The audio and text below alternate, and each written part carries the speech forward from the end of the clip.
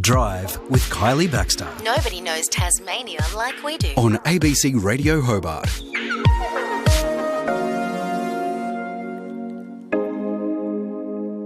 I want you to ponder, can you remember feeling really happy? I mean, maybe you've got to throw back a while, might not have been recently, but was it a fleeting sort of exhilarating moment or more like a feeling of contentment? What does happiness mean for you? Maybe it's being in the garden, maybe being in your bed, ready to go to sleep. I mean, you know, sleeping makes a lot of people feel quite happy.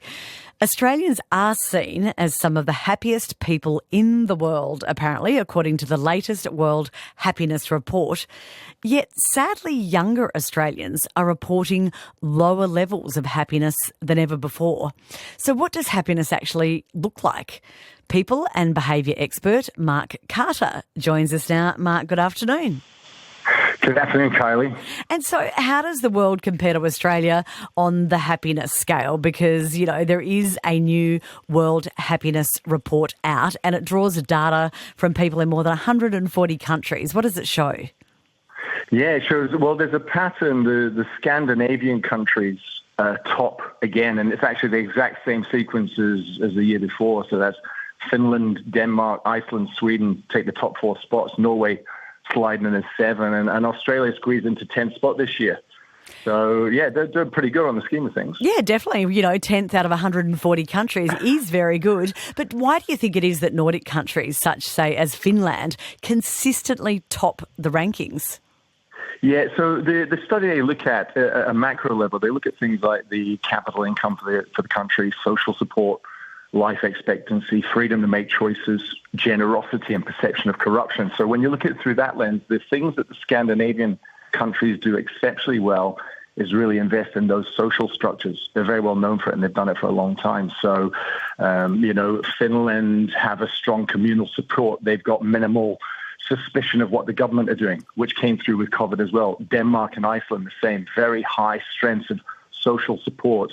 And things like generosity. You know, these countries often rank, if you lose your wallet in some of these countries, there's a greater chance you're going to get it back. So that kind of factor kicks in too. My understanding also is they've got fairly good social welfare systems so that, you know, if people are really struggling, they don't slip through the cracks.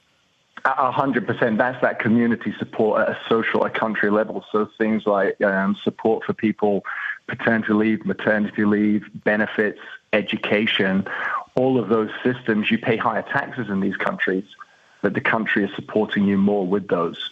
And so the safety nets are there and in place to capture everybody far greater. And I wonder in these Nordic countries, we are talking, everybody, about the World Happiness Report at the moment with Mark Carter, who's a people and behaviour expert. But do you think people in these countries are less materialistic or possibly have a more positive mindset? Has there been much research into that? Yeah, well, it's funny, right? Because you said something in the intro as well. It's people's mindset of what they're driven by. So there's another study that talks about extrinsic versus intrinsic goals. Extrinsic being those money, image, status. Intrinsic being personal growth, relationships, desire to help.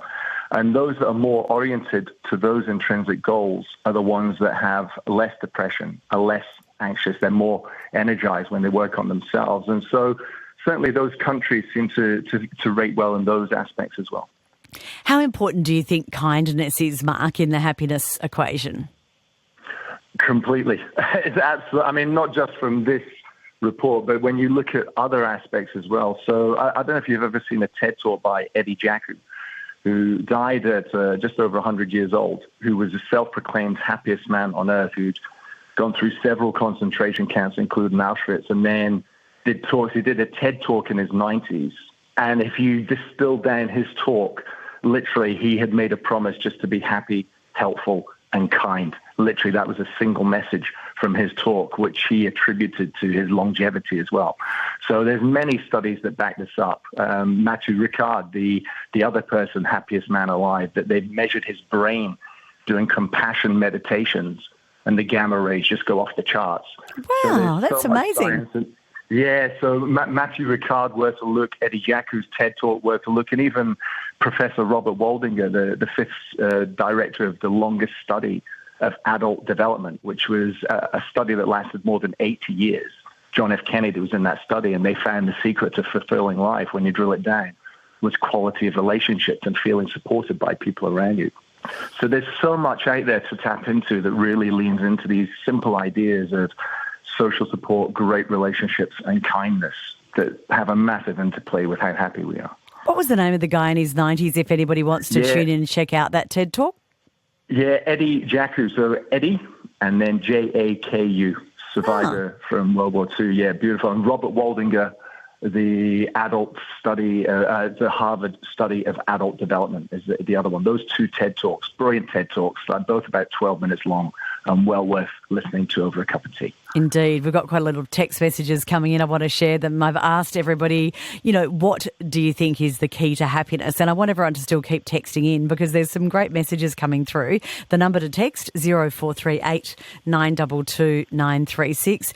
Ant says, Kylie, happy wife, that's a happy life. Another text to Louise says, Kylie, part of happiness for me is when I'm able to take my bra off at the end of the day after a hard day's work. I love that, Louise.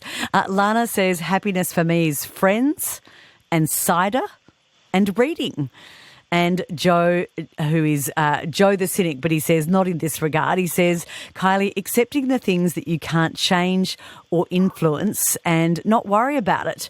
And if you're blessed to have a child or children, revel in the joy that they are an unrepeatable miracle. So, yeah, loads of really nice, gratitude and sort of happiness messages coming through.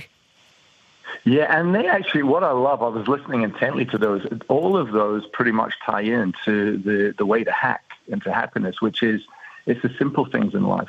And it's the experiences, saving the experiences. And I was smiling and laughing when I heard the one taking the bra off, because that's an experience as well, but you're savoring the release of that experience. So these are great. And there's a great quote as well that's attributed to Epictetus, who's a philosopher of Stoicism, right? He literally was a slave. And he's attributed with a quote, it's not what happens that's important. It's how you choose to respond. And one of your messages really talked to that message as well, right? Just really focus on the things that we can control, not that aren't, and focusing on those simple things within our world. These really are ways to tap in and increase our own happiness. And so then remaining positive when you're facing adversity, I mean, that can be really difficult to be happy when you're experiencing hard times, whether those are financial, political or social. What advice do you have in that regard, Mark? Yeah, cool. So, and I agree. There's something else that's not so great, which is to sugarcoat over something. It's okay to have our emotions like a radar for us to understand what we're feeling, and it's okay to have what we would attribute negative feelings. But it's a process. It's realizing why and how can we change our scenario, and then not to stay stuck on that thing.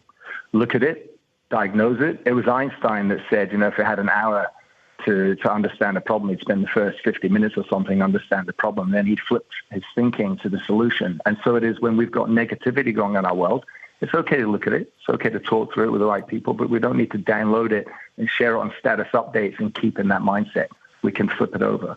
I think the other thing that's really cool here for people to be aware of as well is that there's another documentary well worth watching from 2011 called Happy, by Rocco Bellic. And I know that from that, remembering in that documentary, they talk about every individual has got a set point of natural happiness and then circumstances and intentionality. 50% of our happiness is a set point. It's like if you're a great golfer or wherever you're at, that's your set point. 10% is circumstances. 40% is intentionality. And I think that's the tip right there. It doesn't matter what's happening outside.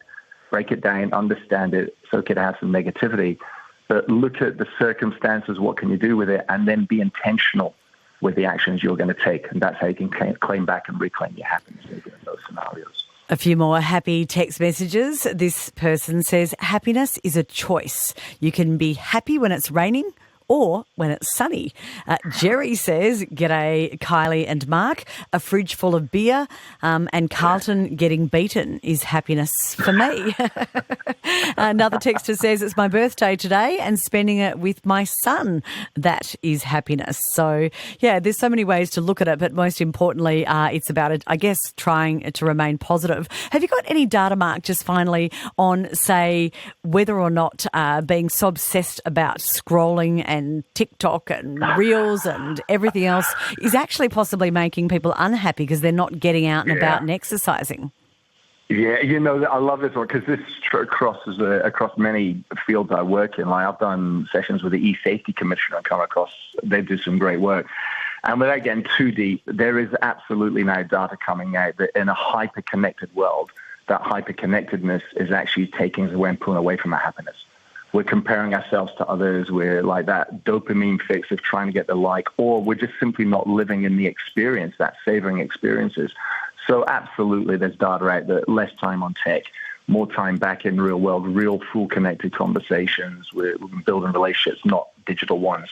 There's something to be said for that. And that could be a meatier conversation perhaps another time as well, but 100% the data is there for that would support that. Great to chat with you, Mark, and happy World Happiness Day. Thanks so much. Mark Carter there, people and behaviour expert. And I still want you to join the conversation. Share your views on happiness. What is it?